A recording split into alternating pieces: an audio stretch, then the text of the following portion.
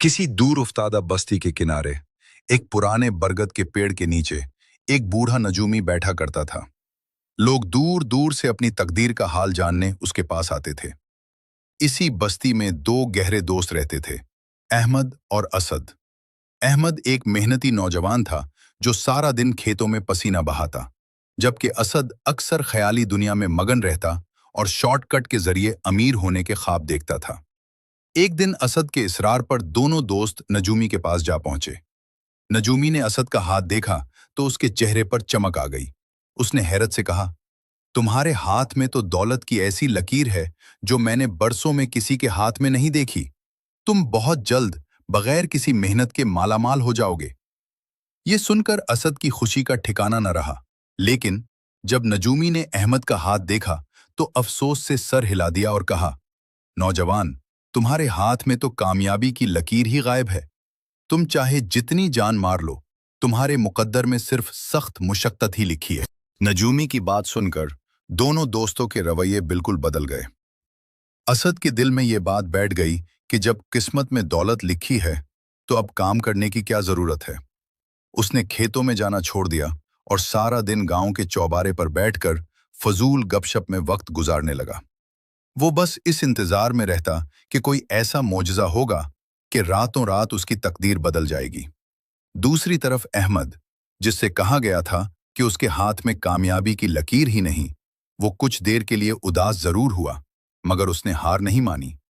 उसने सोचा कि अगर लकीर नहीं है तो क्या हुआ, मेरे पास दो हाथ और हिम्मत तो मौजूद है। उसने पहले से भी ज्यादा मेहनत शुरू कर दी। वो सुबह सूरज निकलने से पहले खेतों में होता और चांदनी रातों में भी काम करता रहता। गांव वाले उसे देखकर हंसते और कहते, अहमद, जब किस्मत में कुछ नहीं तो इतनी जान क्यों जला रहे हो। मगर अहमद खामोशी से अपना काम करता रहा।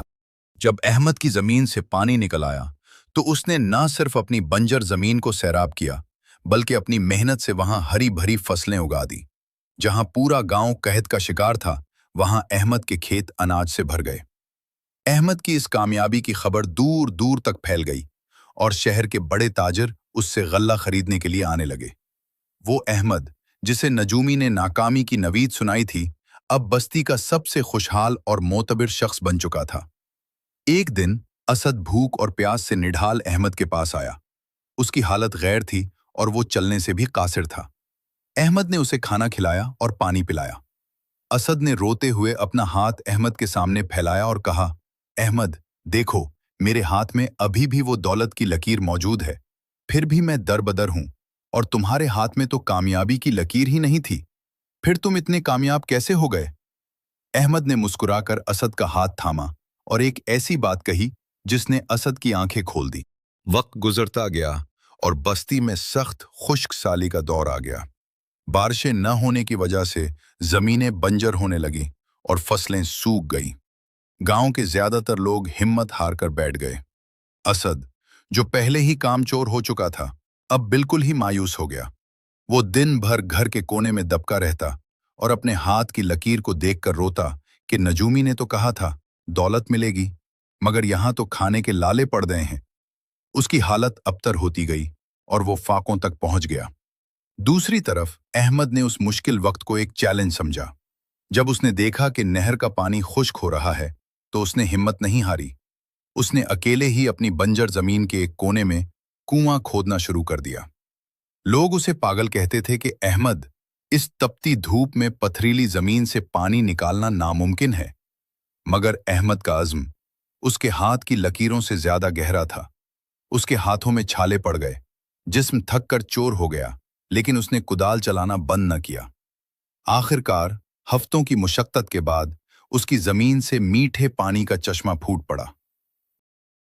अहमद ने असद का हाथ अपने हाथ में लिया और कहा, दोस्त, तुम अपनी तकदीर की लकीर को उन लकीरों में ढूंढ रहे थे जो खामोश हैं, जबकि मैंने अपनी तकदीर उन लकीरों से लिखी है जो पसीने और मशक्कत से उभरती हैं।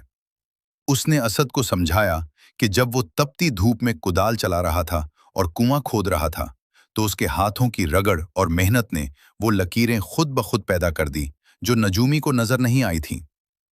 नसीब की लकीरें किसी के बता देने से नहीं बनती, बल्कि उन्हें इंसान खुद अपने अमल से तराशता है। तकदीर लकीरों में नहीं, मेहनत और इरादों में छुपी होती है। जो लोग सिर्फ किस्मत के भरोसे बैठे रहते हैं, वो अक्सर हासिलशुदा मौका भी गंवा देते हैं। लेकिन जो अल्लाह पर भरोसा करके हिम्मत करते हैं, वो अपनी तकदीर खुद बदलने की ताकत रखते हैं।